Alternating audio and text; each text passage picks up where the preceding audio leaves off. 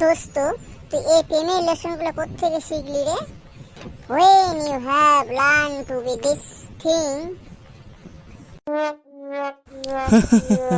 সে আবার বলতে হবে তোকে? হাসছিস কেন রে তুই?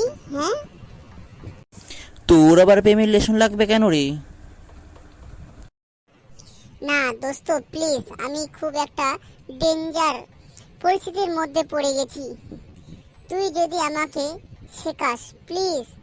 আমি মনে করি যে স্লিপিং এর মধ্যে আছি, ডিপিং এর মধ্যেও পাচ্ছি, কিন্তু বাস্তবে পাচ্ছি না।